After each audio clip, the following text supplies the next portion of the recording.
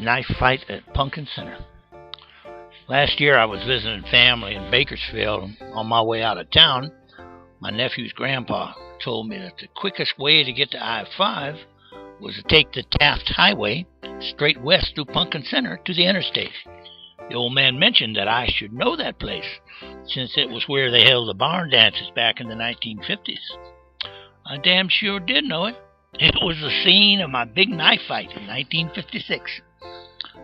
I was surprised when I drove past the old place. The buildings were still standing 55 years later.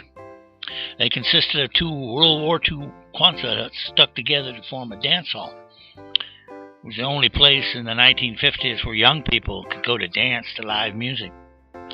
They called it a barn dance, and it held it every Saturday night. But by the mid-1950s, they were already playing rock and roll music for us to dance to. As I recall, it cost $1.25 to get in, and they stamped your hand.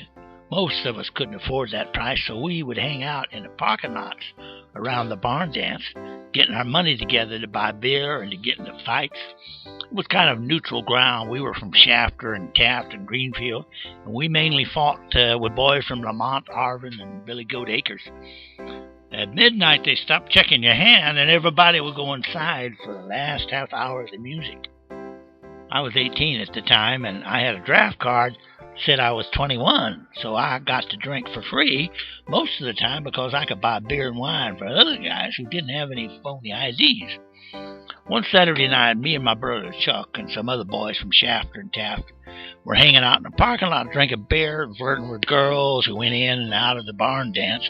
A guy from Lamont took exception to something that I'd said to a girl who turned out to be his sister.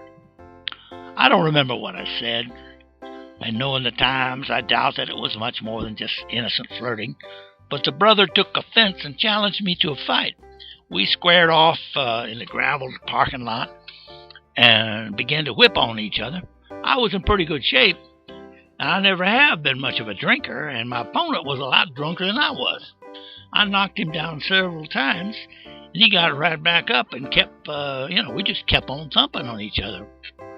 However, the last time I knocked him down, one of his buddies watching the fight decided that he didn't like the way the fight was going and yelled out, "Hey, Bubba, take this." And he threw my opponent a small pocket knife, just a little knife with a blade about 3 inches long. Guy from Lamont grabbed the knife and crouched like a knife fighter and grinned at me like he had already won the fight. Now, I was offended. I had been fighting fair up to that time. I hadn't tried to put the boot to him the times I knocked him down. I backed away from the guy to give me time to reach into my boot. I was wearing field boots, which were flat-soled boots that came up to mid-calf. Sometimes they were called engineer boots. I always carried a switchblade in my boot.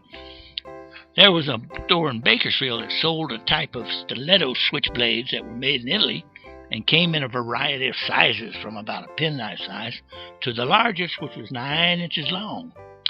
Switchblades are illegal now, and I guess they have been for years, because when you hit the button on the side, the blade was spring-loaded and it popped right out, I had the biggest size, so when it popped open, it was a total of blade and handle was 18 inches long. It was like a sword.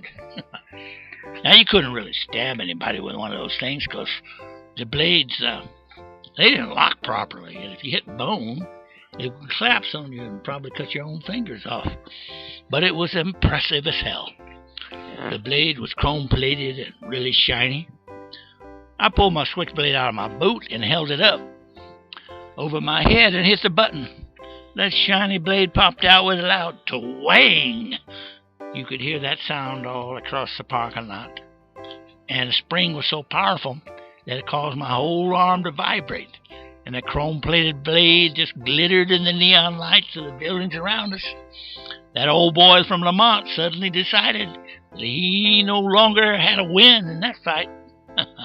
He kind of looked at the little jackknife in his hand, and then at that glittering sword in mine. He says, "Hey, man, there ain't no need to get crazy.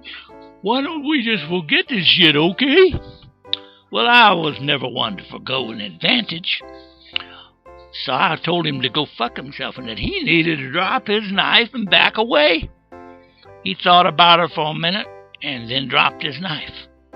I picked it up and stuck it into a telephone pole and broke the blade and then threw it at his back as he took off kind of half running.